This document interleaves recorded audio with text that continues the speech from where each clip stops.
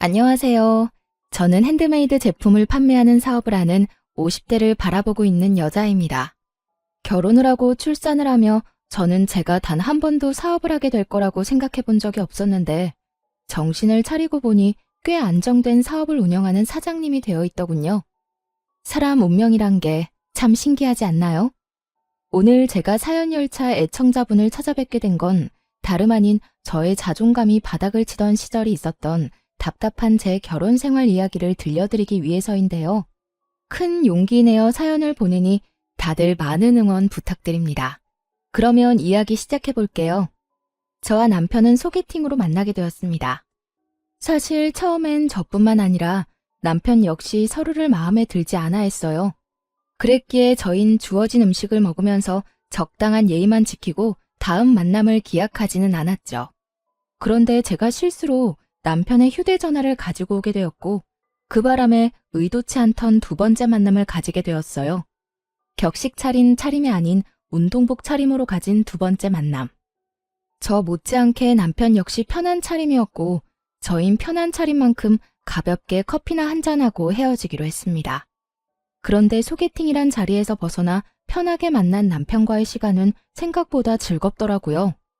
남편 역시 그렇게 생각했는지 헤어질 무렵 다음 만남을 기약하게 되었죠. 그렇게 만남을 이어오다 3년이 되던 어느 날 저흰 결혼을 하게 되었고 남편과 제 사이엔 어느새 7살 아들이 자라고 있었죠. 신혼 때는 저 역시 직장 생활을 하고 있었습니다. 하지만 출산과 육아를 하며 일을 병행한다는 건 너무 힘든 일이었죠. 엄마, 나 어린이집 싫어. 가기 싫어. 도연아, 엄마도 도연이랑 헤어지는 거 싫어. 그런데 엄마도 해야 할 일이 있는걸? 엄마는 회사에 가서 일을 해야 하니까 도연이는 어린이집 가서 친구들하고 선생님이랑 조금만 놀고 있어. 엄마가 빨리 도연이 보러 갈게. 싫어.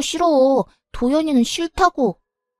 말이 터지기 시작하니 아들은 본격적으로 어린이집을 거부했고 전 결국 복직을 하고 3개월 만에 직장을 그만두게 되었습니다. 처음엔 남편도 제가 일을 그만두는 걸 반대한다거나 싫어하진 않았어요. 오히려 반기는 쪽이 가까웠죠. 아무래도 도연이 때문에 직장 생활을 더 하는 건 무리인 것 같아. 아침마다 전쟁도 그런 전쟁이 없어. 가기 싫다는 아들 떼어놓고 출근하는 내 맘도 편하지 않고. 퇴근도 늦으니까 도연이 데리러 가면 애 혼자 있을 때가 한두 번이 아니라니까. 그 어린애를 아침 일찍 데려다주고 제일 늦게 데리고 오고. 다 애를 위해서 회사 다니는 건데 정말 이게 애를 위한 일이 맞나 싶다니까. 그래서 말인데 나 회사 그만둘까 봐. 그래, 그렇게 하자. 나 혼자 본다고 우리 집이 망하는 것도 아니고. 내가 좀 더 부지런하게 일하면 괜찮을 거야. 당신은 다른 걱정하지 말고 우리 도연이나 잘 키워줘. 돈 걱정은 하지도 말고 집안일만 신경 써. 알겠지? 이렇게나 저와 생각이 통하고 든든하던 남편이었는데 시간이 지나면 지날수록 저에게 생활비로 압박을 해오기 시작하더라고요. 그것도 물가 반영은 1도 하지 않은 4년째 같은 금액으로 주는 생활비로요. 이번 달에 생활비 좀 줄이면 안 돼? 뭐? 생활비를? 안 돼. 지금 주는 것도 사실 부족해. 거기서 아끼고 또 아끼면서 겨우 맞춰나가고 있는 건 몰라? 그런데 여기서 생활비를 더 줄인다고? 안 돼. 절대 안 돼. 나도 힘들어서 그래. 요즘 회사 사정도 안 좋아서 연장 근무하는 것도 눈치 보이고. 그러지 말고 당신 다시 일자리 알아보면 안 돼? 나 혼자선 도저히 힘들어서 안 되겠어. 요즘같이 힘든 시기에 내가 취업이 되겠어? 하여튼 알아는 볼게. 그래도 큰 기대는 하지 마. 나한테 취업 가지고 부담을 주지 말란 말이야. 알겠어. 내가 부담을 주면 또 얼마나 준다고. 천천히 시간을 가지고 기다릴 테니까 노력이라도 해봐. 그렇게 전 취업을 준비하게 되었고 제 예상대로 그건 쉬운 일이 아니었죠. 경력 단절에다가 아기 엄마. 그 어느 회사에서도 선호하는 사람은 아니었고 취업을 준비하며 저의 자존감마저 바닥을 치게 되었습니다. 예전엔 다른 회사에서 이직을 권할 만큼 능력 있는 사람이었는데 이젠 어디에서도 환영받지 못하는 사람이 되었다는 생각에 자존감은 급속도로 바닥을 치게 되었죠. 그러는 와중에 그 어떤 압박도 부담도 주지 않겠다는 남편은 그 호언장담이 무색하게 그렇지 않아도 바닥인 제 자존감을 더욱 바닥치게 했습니다. 면접은 어떻게 됐어? 오늘 근처 회사에 면접 보러 간다고 했잖아. 그런데 그게 안 될 것 같아. 도연이 곧 8살이라고 하니까 초등학교 들어가면 엄마 손길이 더 많이 필요할 텐데 회사 일은 어떻게 할 거냐고 되묻더라고. 아, 답답하다, 답답해. 내가 더 답답하다. 어떻게 매번 그렇게 다 떨어지냐? 면접 보러 가면 좀 웃고 해. 그렇게 궁상 떨고 앉아있는데 어느 사장이 합격시켜주고 싶겠냐? 나 같아도 싫겠다. 당신 무슨 말을 그렇게... 그리고 내가 면접하러 가서도 이러고 있겠어? 지금이야 매번 면접에서 떨어지니까 속이 상해서 이런 표정인 거고 면접에선 나도 밝은 표정으로 있다고. 하여튼 말이라도 좀 예쁘게 하면서 위로라도 해주면 안 돼? 그렇지 않아도 속상하고 자존감도 떨어지는데 당신까지 꼭 그렇게 후벼 파야 속이 시원하냐고. 당신이 잘못해서 면접 떨어져 놓고 왜 나한테 화풀이야? 엄한데 화풀 생각 말고 저녁이나 차려. 돈 못 벌면 밥이라도 제때제때 차려내란 말이야. 남편은 매번 떨어지는 면접에 상심이 큰 저를 위로하기는커녕 비아냥대며 저의 속을 뒤집어 놓기 일쑤였고 전 그런 남편에게 마음이 상할 대로 상해버려 점점 입을 다물게 되었죠. 그럴수록 남편이 점점 더 저를 무시하기 시작했고 어느새 저흰 눈만 마주쳤다 하면 서로를 깎아내리기 바쁜 사이가 되어버렸어요. 이번에도 떨어졌지? 물어 뭐해. 아무 말 안 하고 있는 거 보면 100% 떨어졌겠지. 하긴 나 같아도 당신 같은 아줌마는 안 쓰겠다. 나 같은 게 어때서? 당신 진짜 말 그따위로밖에 못해? 그리고 내가 이렇게 아줌마 된 게 다 누구 때문인데? 누구 때문인데? 설마 나 때문이라고 할 건 아니지? 당신이랑 결혼하고 애 낳고 집안일 하느라 경력단절 된 건 생각도 안 하나 봐. 내가 만약에 일 안 쉬고 당신처럼 일했으면 아마 모르긴 몰라도 업계 최고 대우 받으면서 일했을 거야. 그건 당신 생각이고, 그리고 그렇다고 한들 그게 무슨 소용이야? 지금은 취업도 못하고 집에서 밥이나 축내는 밥순인데 말이야. 뭐? 밥순이? 참나 기막혀서. 그러는 너는 뭔데? 밥순이한테 밥이나 빌어먹고 사는 너는 뭐냐고. 뭐? 밥이나 빌어먹어? 너 지금 말 다 했어? 됐다. 말을 말자. 내가 무식한 여팻네랑 무슨 말을 하겠어? 이렇듯 끝은 무식한 여팻네였고 전 여팻네 말만 들으면 치가 떨릴 정도로 무시를 당하고 있었습니다. 그렇게 무시가 일상이 되던 어느 날 친정엄마의 생일이 다가왔고 전 늘 그렇듯 돈을 뽑아 봉투에 돈을 넣고 있었어요. 다른 때는 1년에 한 번 드리는 용돈이기에 시댁 친정 구분 없이 50만 원씩 드리고 있었지만 남편 놈과 돈과 취업 때문에 다툼이 잦은 시기라 눈치가 보이더라고요. 그래서 고민하다 30만 원만 마련하게 되었고 그 돈을 봉투에 넣고 있었죠. 고작 30만 원에도 이렇게 눈치를 보고 살아야 하느냐는 마음에 참 속이 상하더라고요. 서럽기도 했고요. 말이야 바른 말이라고 육아하고 살림 사는 걸 시급으로만 따져받아도 이렇게 부모님 용돈 드리는 것까지 눈치 볼 일은 없었을 텐데 이딴 남편을 둔 가정주부들의 한탄스러움이 정말 무엇인지 단번에 느껴지는 날이었습니다. 그렇게 한탄스러우면서도 남편의 눈치나 살펴야 하는 저 자신과 처지가 싫기도 했고요. 그렇게 한숨을 푹푹 내쉬며 봉투를 준비하는데 남편이 방으로 들어오더라고요. 방으로 들어온 남편은 그냥 저를 스쳐 지나가는가 싶더니 제 손에 들린 봉투를 보곤 걸음을 멈춰 저에게 물어오더라고요. 웬 돈이야? 전혀 아무것도 모른다는 표정에 저는 반사적으로 고개를 들어 남편을 노려봤고 저의 눈빛에 의아해하던 남편은 이내 엄마의 생일이란 게 떠오른 듯 재빨리 말을 하더라고요. 아, 장모님 생신이지? 이번 주 주말에 같이 밥 먹기로 했어. 시간 괜찮지? 주말에? 나 안 돼. 당직 잡혀서 회사 나가봐야 해. 진작 말해주지. 일찍 알았으면 다른 사람이랑 미리 바꿨을 텐데. 당직이라 사실 알고 있었어요. 당직이 아니라는 걸 말이에요. 남편은 평소 가지고 다니는 수첩에 당직 날은 습관적으로 표시해두곤 했는데 엄마 생일이 있던 달이라 미리 남편 수첩을 확인했었거든요. 그래서 그날로 엄마와 약속을 잡은 거였기도 하고요. 하지만 남편은 당직이라며 저를 속였고 전 그 거짓말에 속아 넘어가기로 했습니다. 그 당시 남편과 전 사이가 너무 좋지 않았고 그런 남편과 함께 식사 자리를 가서 아무리 사이 좋은 척을 해봤자 저의 모든 걸 다 알아차리는 귀신 같은 엄마가 모를 리 없을 테니까요. 그래? 뭐 어쩔 수 없지. 엄마가 당신 좋아하는 중식당 가자고 해서 예약해놨는데 취소하고 한식당으로 가야겠다. 사실 엄마는 중식보단 한식 좋아하시잖아.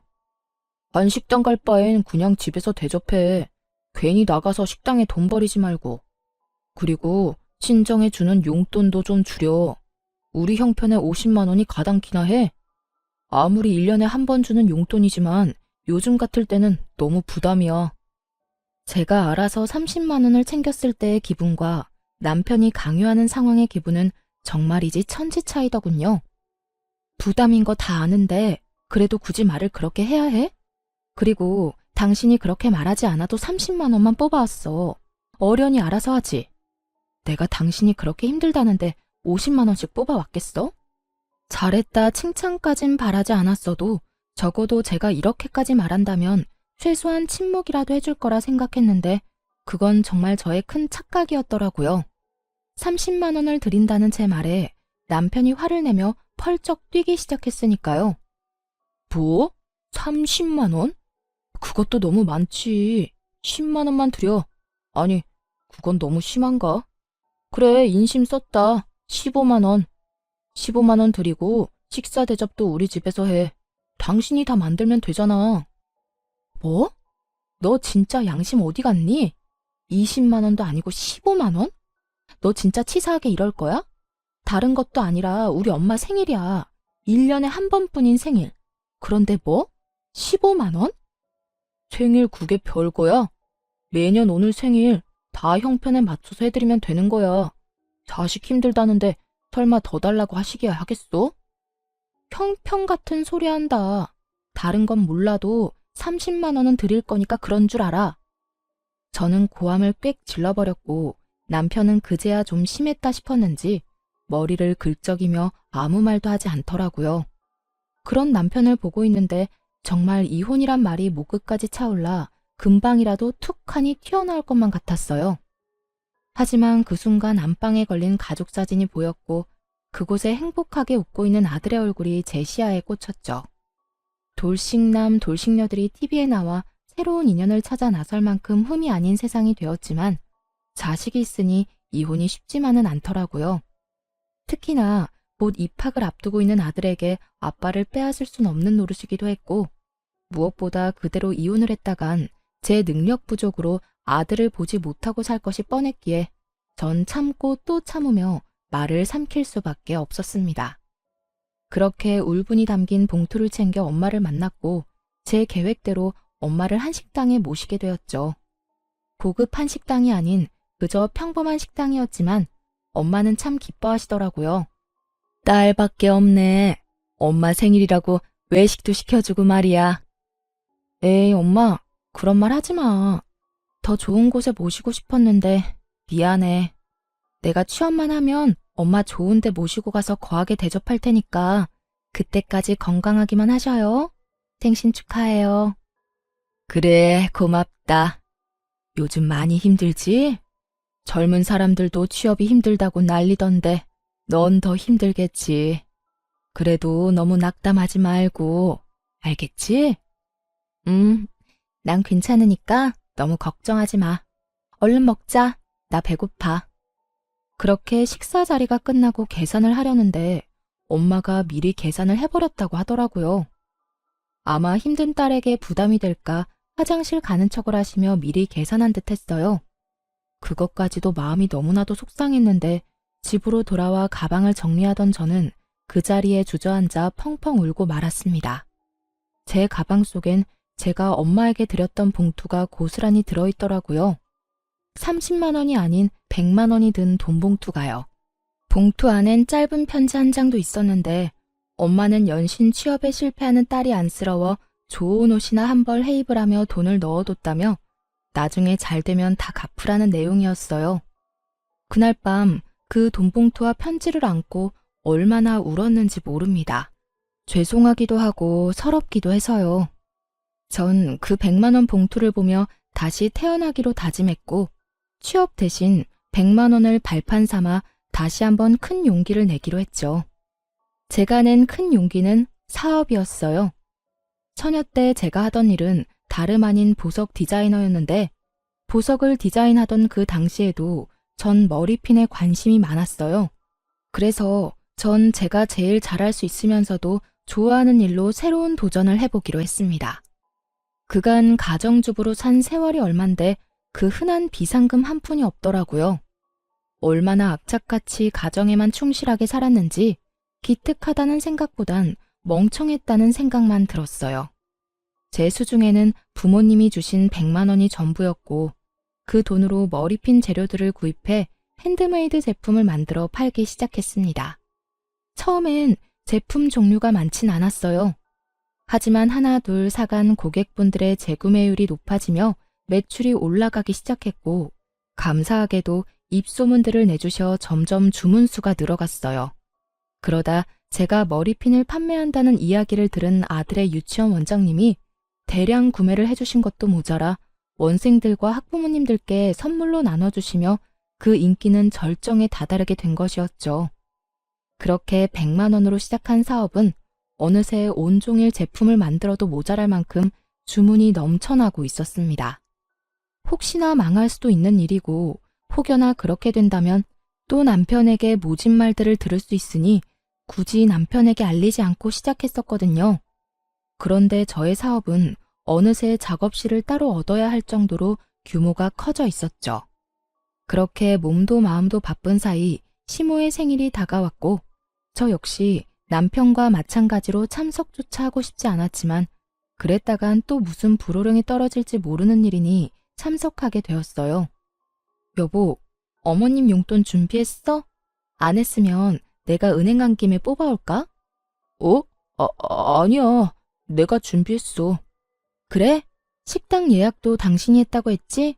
웬일이래? 평소에 귀찮다고 신경도 안 쓰던 사람이. 어디 예약했어? 집에서 가까워? 어딘지 말하면 당신이 다 알아. 그냥 당신은 내가 운전하는 차 타고 가서 밥만 맛있게 먹고 오면 돼. 얼른 가자. 이러다 늦겠다. 남편은 평소와 다르게 시모 생일 준비를 혼자 다 한 상태였고 그런 남편이 저는 이상할 수밖에 없었습니다.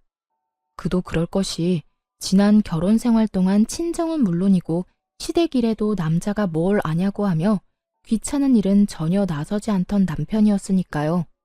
하지만 이런 저의 의아함은 약속 장소에 도착하고 난 후 다 풀리게 되었죠. 남편이 시모 생일이라고 예약한 식당은 고급 한식당으로 유명한 곳이었기 때문이었죠.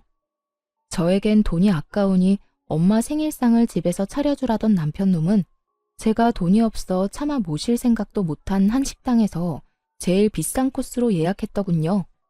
아무리 자기가 번 돈으로 자기 부모한테 쓴다고 한들 이토록 차이나게 대접할 거라곤 상상도 못했던 터라 그 배신감은 더욱 크게 다가왔습니다. 거기에다 용돈 봉투까지 두둑하게 준비해 제 앞에서 시모에게 건네는데 정말 눈이 돌아버릴 지경이었어요. 엄마, 여기 용돈 필요한 데 쓰세요. 생신 축하드려요. 어머, 아들. 정말 고맙다. 그렇지 않아도 요즘 여기저기 쓸 데가 많았는데 역시 우리 아들뿐이야. 그런데 봉투가 좀 두껍다. 작년보다 훨씬 많은 것 같은데 요즘 우리 아들 벌이가 좀 되나 봐. 경기 안 좋아서 다들 힘들다고 난리던데. 역시 우리 아들 능력도 좋아. 에이, 얼마 안 돼요. 내년 생신 땐 더 드릴 수 있도록 노력할게요. 말이라도 고맙다, 아들. 화기애애한 그 분위기 속에서 진심으로 웃지 못하는 건 저뿐이었습니다. 우라가 치밀어 올라 당장이라도 그 상을 엎어버리고 싶은 걸 그야말로 죽을 힘을 다해 참고 또 참았어요. 그 순간 제가 표정 관리를 어떻게 했는지 무슨 말을 어떻게 했는지 기억이 나지 않을 정도니까요. 전 그만큼 화가 나 있었고 남편에 대한 분노로 치가 다 떨릴 지경이었어요. 그렇게 인고의 시간이 지나고 집으로 돌아온 저는 그야말로 개거품까지 물며 남편에게 따져 물었어요. 너 진짜 이럴 거야? 이렇게 치사하게 나올 거냐고. 정말 화가 나는 게 남편의 태도였어요. 저는 화가 치밀어 올라 거품까지 물며 따지는데 남편은 정말로 아무것도 모르겠다는 표정과 목소리로 저에게 왜 난리를 부리냐고 하더라고요. 내가 뭘 어쨌다고 이 난리야?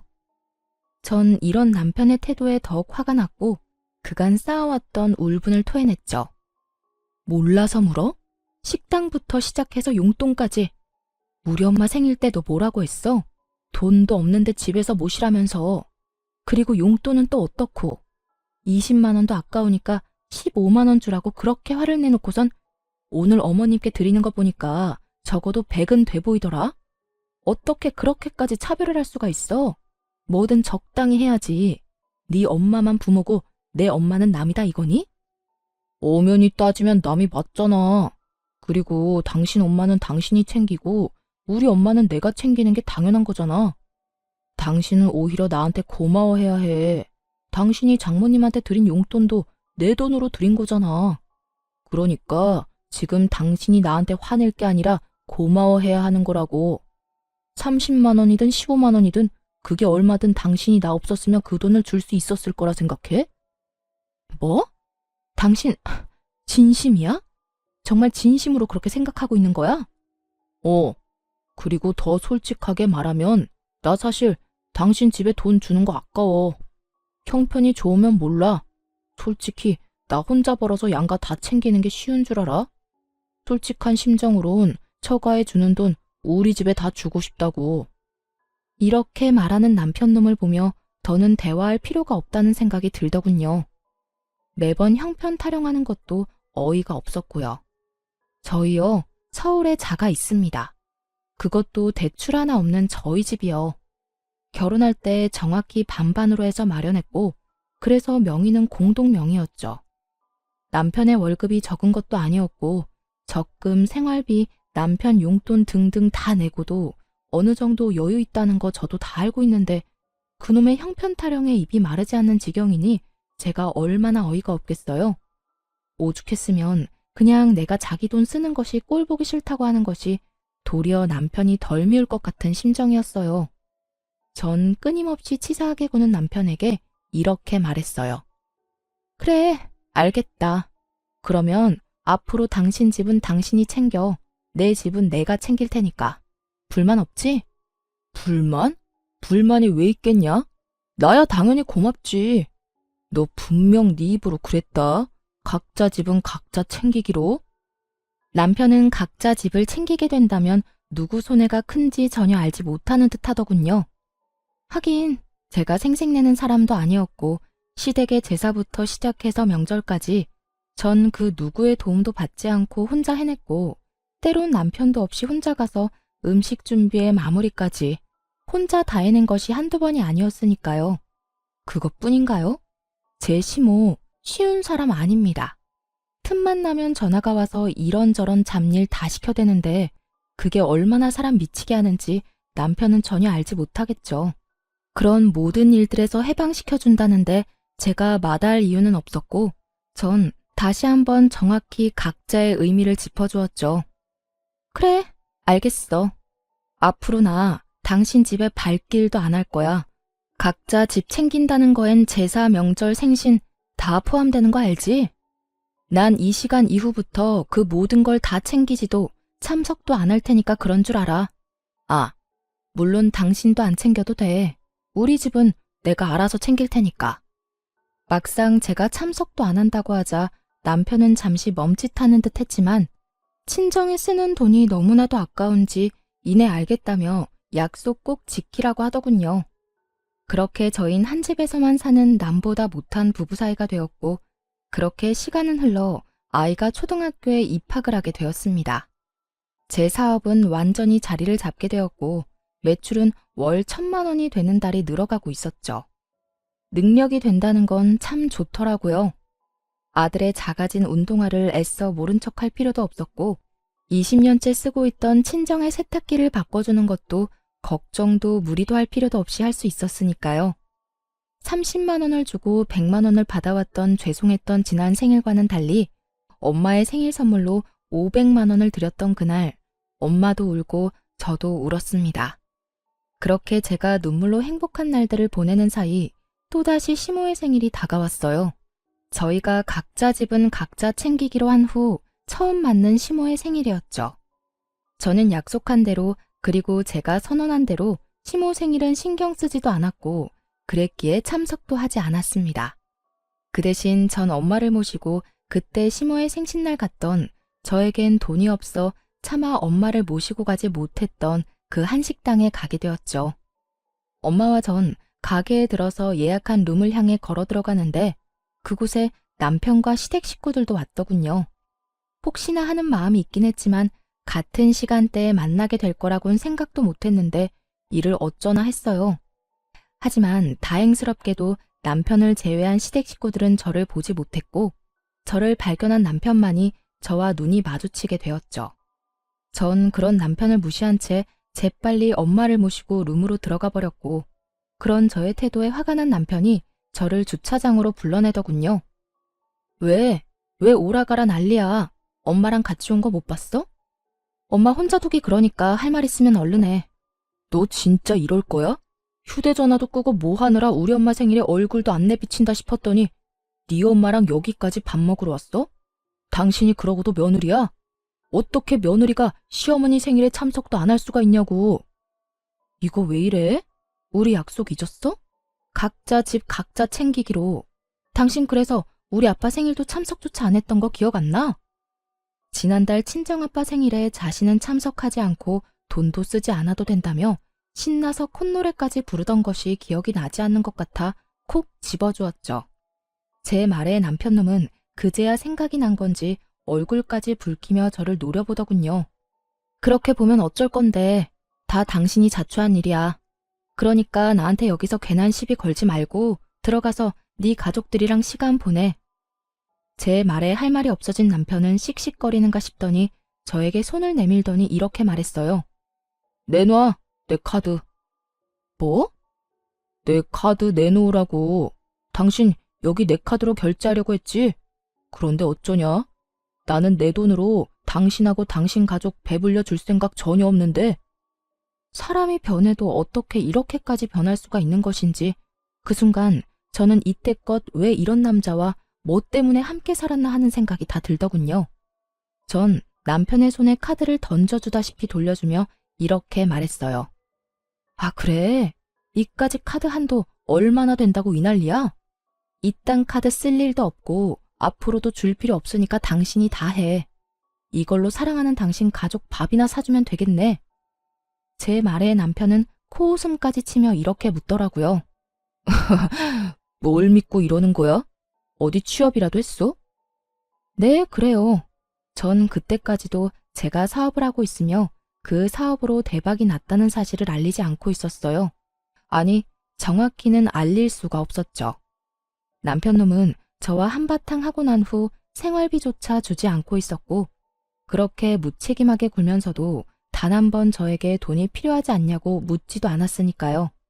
그런 남편에게 굳이 제가 알릴 필요도 알릴 틈도 없었던 겁니다. 취업은 무슨? 내가 어떻게 취업을 하겠어? 틀린 말은 아니었어요. 사업으로 성공을 하게 됐지만 취업에 성공한 건 아니었으니까요. 제 말을 들은 남편은 더욱 의아하다는 얼굴로 저에게 따져 묻기 시작했어요.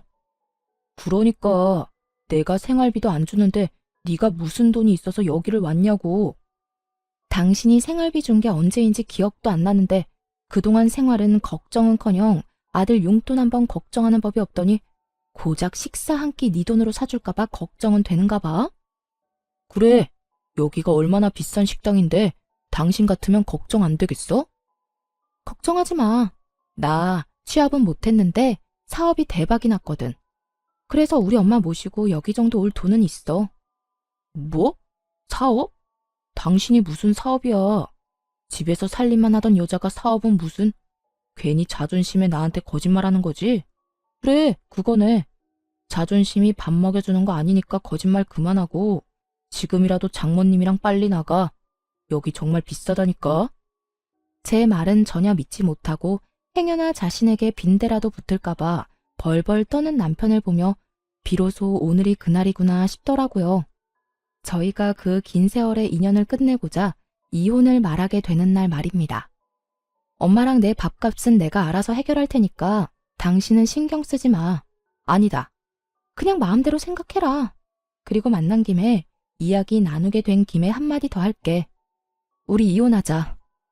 그래도 함께한 세월이 10년인데 이혼을 고하는 제 목소리는 제가 느끼기에도 소름 끼칠 정도로 무미건조하더라고요.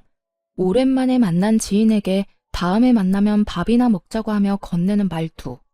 그 이상도 그 이하도 아닌 아무런 감정도 담지 않은 목소리였어요. 그런 저의 말투와 태도 그리고 표정에 남편은 심각한 얼굴로 되물어 오더군요. 이혼? 그게 무슨 말이야? 갑자기 이혼은 무슨? 당신 어디 아파? 제정신 아니지? 갑자기라고 하더군요. 남편에겐 갑자기인 그 이혼이 저와 아들에겐 갑자기가 아니었는데 말이죠.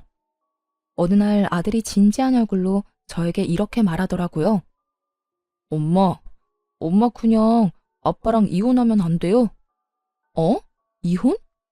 너 이혼이 무슨 뜻인 줄 정확히 아는 거야? 엄마, 나 초등학생이야. 그 정도는 충분히 안다고. 안다는 애가 이혼하라는 말을 어떻게 엄마한테 할 수가 있어? 왜? 무슨 일 있어? 아들은 이유를 말하지 않았고 전 그저 남편과 아들 사이에 제가 모르는 무슨 일이 있겠거니 했어요. 제 눈에는 어리게만 보이는 고작 초등학생인 아들의 입에서 나온 말이었으니까요.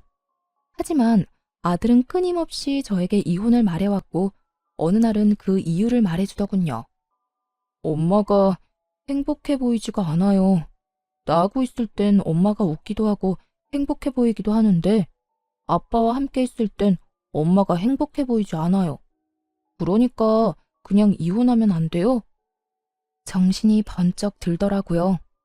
저는 아들 때문에 저런 남편이라도 붙잡고 살았던 것인데 아들은 저를 위해 저런 아빠를 참고 있었던 사실을 알게 되었으니까요. 그 후로 전 아들과 함께 많은 대화를 나눴고 그렇게 이야기를 나누고 상의한 결과 남편과 이혼하기로 했던 것이었죠.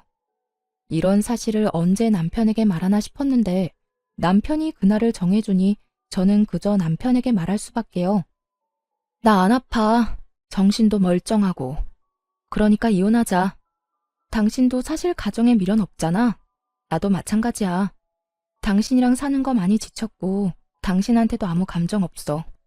이런 결혼 생활이 무슨 의미가 있겠어. 그러니까 우리 여기서 그만하자. 여전히 무미건조한 제 말에 남편은 알턴이 빠진 사람처럼 홀가분한 표정을 지어 보이며 이렇게 말하더군요. 그래, 그러자. 차라리 잘 됐어.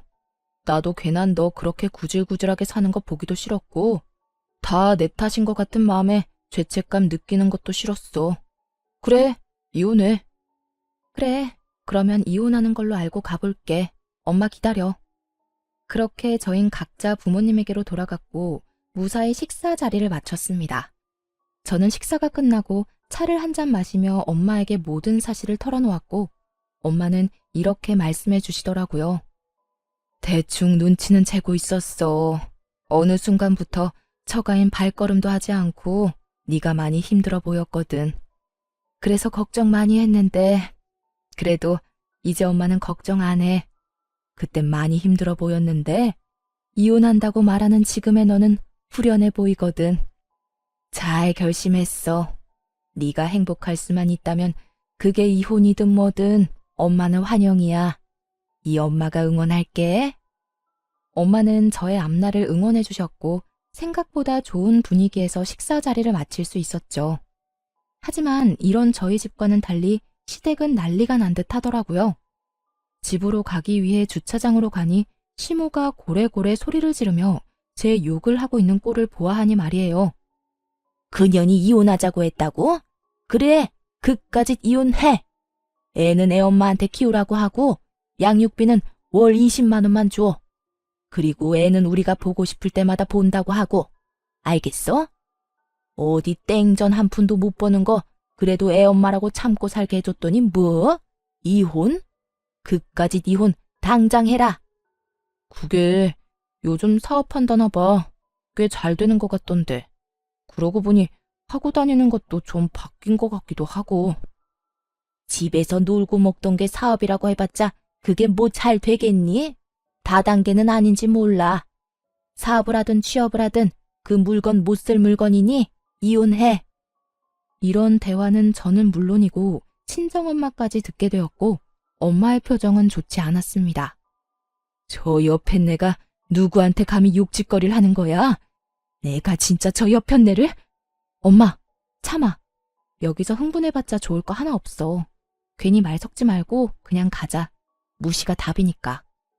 엄마를 달래며 잡아끄는 행동과는 다르게 당장이라도 달려가 내 수익이 월 1,000이다 라고 외치고 싶었지만 그렇게 한다고 한들 뭐가 남겠어요?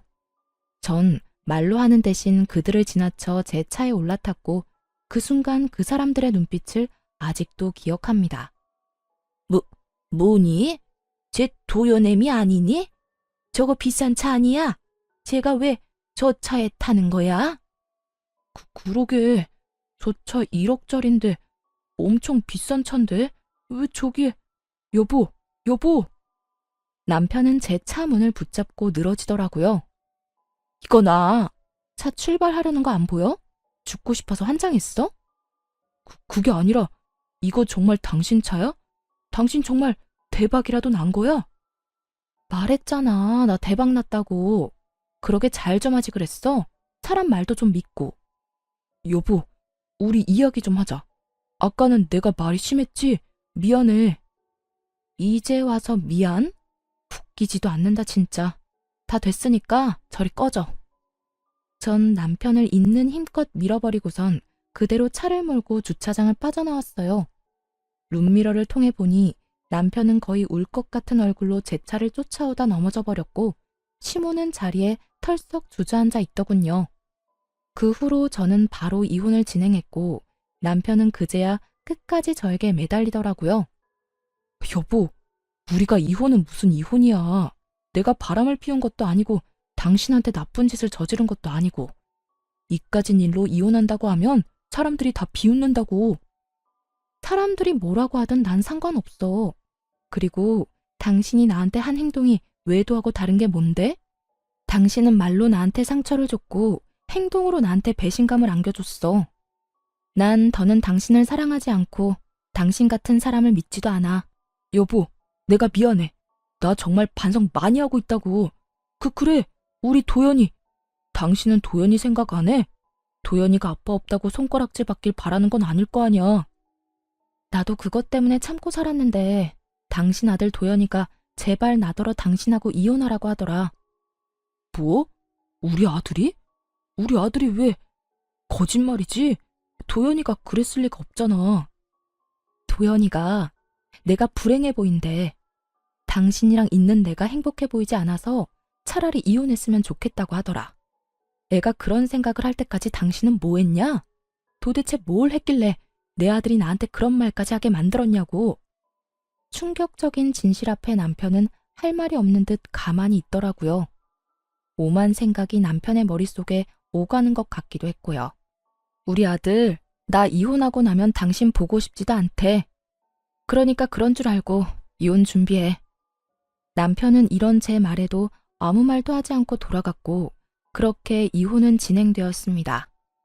재산 분할이 제일 걱정이었는데 긴 세월 남편이 생활비 한 번 주지 않았고 양육에도 무관심한 태도에서인지 모든 것은 저에게 유리한 조건으로 끝이 났고 양육권 역시 아들의 뜻에 따라 당연히 제가 가지게 되었어요. 아들은 강력하게 아빠는 보고 싶지 않다는 자기 의사를 전했고 그 덕에 전 남편은 아들의 얼굴조차 제대로 볼 수 없는 처지가 되었습니다. 그렇다고 해서 전 남편의 처지가 불쌍하다거나 안쓰럽다거나 그런 감정은 전혀 들지 않더라고요.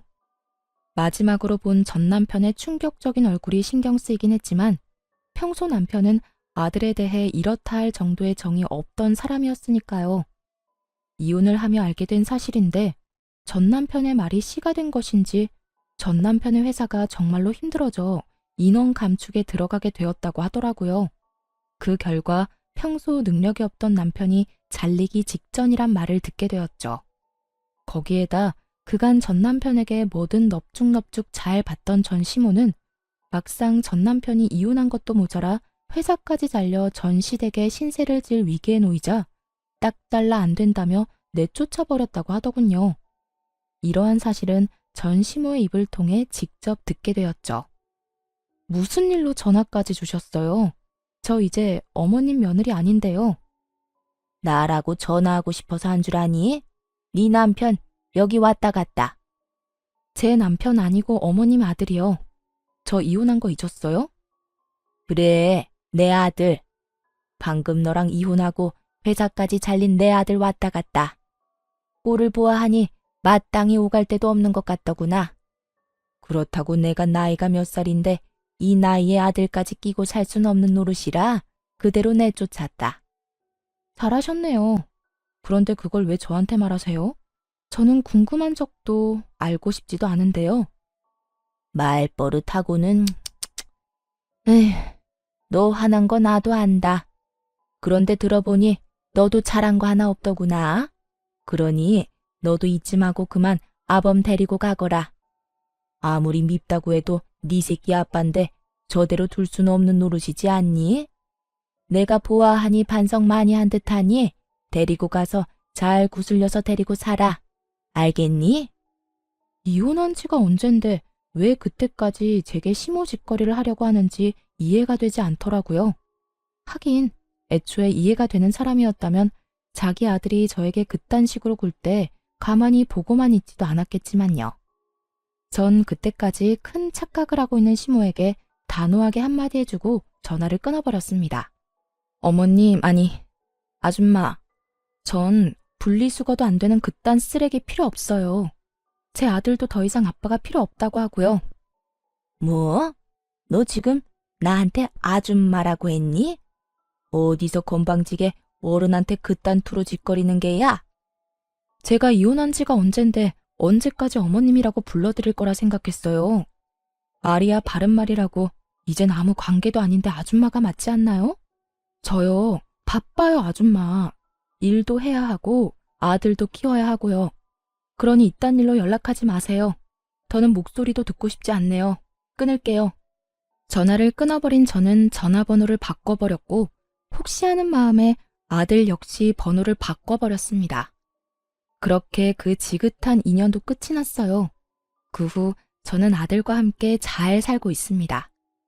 이혼을 하고 난 후 제법 자란 아들이 저에게 이런 말을 해주더라고요. 엄마, 이제 정말 엄마가 행복해 보여. 그래서 나도 행복해. 그러니까 엄마, 앞으로도 많이 행복해 해줘. 나도 행복하게 말이야. 아들, 고마워. 사랑해. 나도 사랑해, 엄마. 그 말에 왈칵 눈물이 쏟아져 내리더라고요. 품 안에서 울고 웃던 아들이 어느새 자라 엄마의 행복이 자신의 행복이라 말하는 걸 보며 눈물이 나기도 했고 행복함에 웃음이 나기도 했으며 아들에게 참 고맙기도 했습니다. 만약 그 힘든 시절 아들의 말이 아니었다면 저는 어떻게 됐을까요? 그 쓰레기 같은 인간과 부부란 이름으로 아무 의미 없는 관계를 유지하며 제 인생을 갉아먹고 있지 않았을까요? 그 모든 것이 아들을 위한다는 큰 착각 속에서 말이죠. 그 삶은 결코 행복하지 않았을 뿐더러 끝도 없는 불행에 저는 병들어갔을 겁니다. 여러모로 아들의 존재가 오늘따라 더 감사하게 느껴지네요. 전 앞으로도 아들을 잘 키우는 것은 물론이고 힘들게 자리 잡은 제 사업이 흔들리지 않게 잘 유지하며 제 행복을 위해 살아갈 예정입니다. 제가 행복해야 아들 역시 행복하다고 하니 부지런히 행복해 보려고요.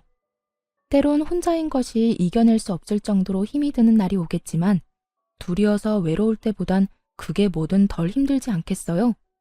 전 그게 뭐가 됐든 이겨낼 자신이 있거든요. 이로써 저의 긴 사연도 끝이 났네요. 저는 이혼을 마음먹기 전까진 이런 것도 이혼 사유가 될 수 있나 하는 걱정을 많이 했던 것 같아요. 그 어느 날 전 남편이 했던 말처럼 남편은 외도를 저지른 것도 저에게 폭력을 행사한 것도 아니었으니까요. 하지만 이혼을 진행하며 변호사와 많은 상담을 했는데요.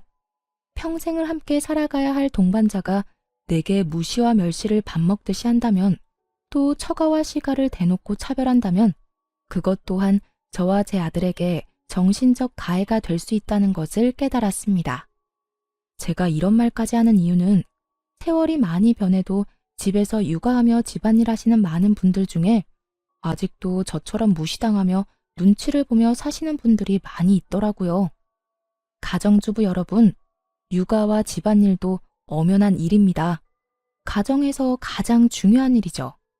그러니까 너무 눈치 보고 주눅이 들어 살지 마세요. 할 말은 하고 살자고요. 그럼 저는 이만 물러가 볼게요. 긴 시간 함께 해주신 모든 분들 감사합니다. 행복하세요.